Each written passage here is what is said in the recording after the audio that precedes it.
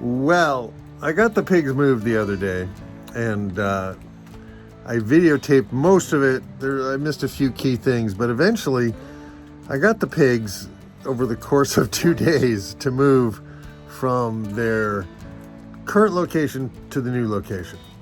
And 3 lessons that I learned.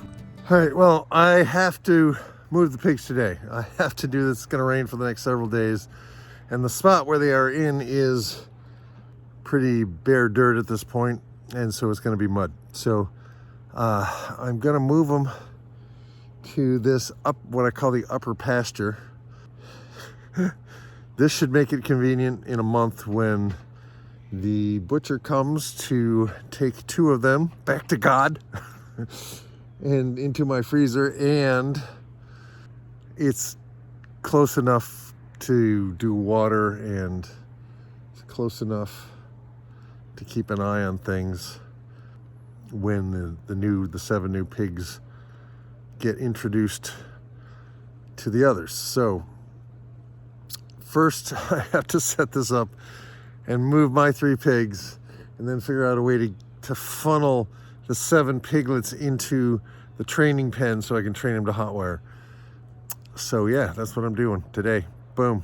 All right, so this is the beginning of the upper pasture. The upper pasture goes all the way past the shed, or the sugar shack, with all the crap piled around it that I have to organize at some point when it's a priority. He laughs. And so I have in my hand the cheap Tractor Supply electric fence posts. And so we'll go along and stretch this out and see how far we go so we can figure out where the 2 meet, because I'm liking putting these little gates so I can get in and out at either end. And so that gives me a way to move them to the next spot beyond this quite easily. So anyway, I'm gonna get to work here. All right, so I've opened the gate, and they're very hesitant to cross. I threw some peanuts in there. Get them started here.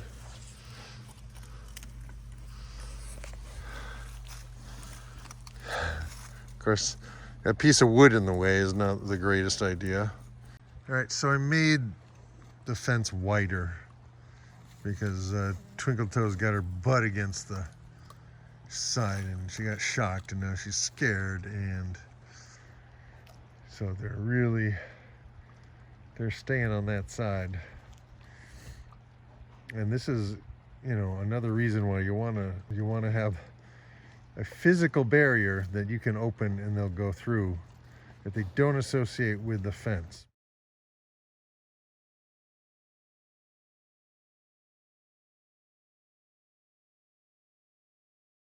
Woo, it's a windy day. I am starting to get the pigs to come out a little bit. Twinkle Toes and she's the one that got shocked on the butt yesterday, so the fact that she's coming out is a pretty good sign. But the other 2 are not having it. The other 2 are not having it. Sorry about the focus. It's kind of like herding cats. But the more they just get used to coming in here for apples, the more I'll just keep moving the apple drop a little farther up the trail. We had all kinds of torrential rains this morning, and there's puddles and mud, and I want to get them out of there. But it has to be done by leading, not by force, It's just got to be done gently. So I got to be patient. Boom. All right, so it's interesting that Twinkle Toes is the most adventurous one. Robotummy is coming in second, and of course, dinner is way over there. Come on, rub a tummy. Let's see. There, yeah, she got her ass shocked. She got her derriere shocked. But I have a feeling now that I've widened the single wire that they'll start coming in. Well, they've turned the corner, but they would much rather root. As long as they, yeah, it might be worth losing some of the asparagus. We'll see what they do. But not interested in the grain. And we're coming up on a beautiful sunset. After a day of rain, it's cleared up. One of the things I really like about this is that, you know, it gives me an excuse to be outside, gives me exercise, and yeah, she's going for the asparagus. We'll see. We'll see. I just got to get you guys over to your new spot. That's what I'm trying to do. And it looks like dinner is starting to come in. And here comes dinner. Cowabunga, girl.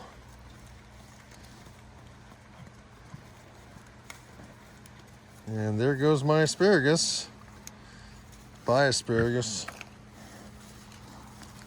And let's see if she finds the food and goes, oh, this is good. I don't trust it. I don't trust it. It's different. You know, when we talk about how people aren't easy to change, you know, or how people don't like change, it's the animal in us. I have dust on my lens. And it's catching the sun in kind of a fetching way. Yeah, I paid extra for that. Well, you're not going hungry. Oh, great. Right into my asparagus. Right into the asparagus. Great. That's why I blocked that off, but the lines are too close. Oh, come on, you're fine. No one's bothering you. I think I'm gonna go get some more apples and give them a whole tease. Drops all the way. There's my rubber tummies. Come on, girl. Such a good girl. Such a good girl. Yeah. Yeah. She's like, I don't know. This is new. It's not bad though. There's a lot of stuff to root. Come here, Twinks. Come here, Twinkies. Yeah. Yeah. Come on, big girl. There's my good girl. Yeah. She's like, oh, I don't know. This is pretty far. This is pretty new. Oh, easy, easy. Easy peasy.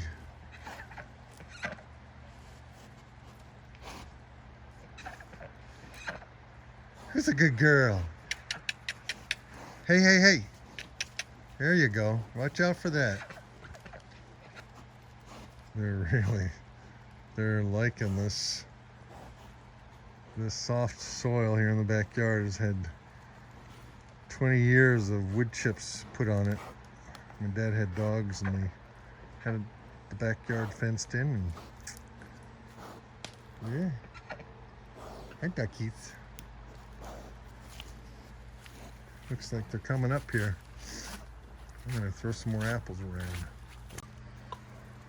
So, they have moved into the transition lane, and there they are. They have arrived in their new place, and I am about to turn the fence back on. It was relatively easy once I relaxed and just gave it some time and made it wider. So that's really the key for next time. Pigs need a wide lane because they don't realize how big they are, and their butts, when they have to turn around, their butts get shocked and they don't like that. But I want to make sure there's power on this fence because there is a road out there and they really respect the fence. So let's keep it that way. So I'm gonna go turn the power on right now. And I gotta fill up this water thing and figure out why it's leaking. But I can do that.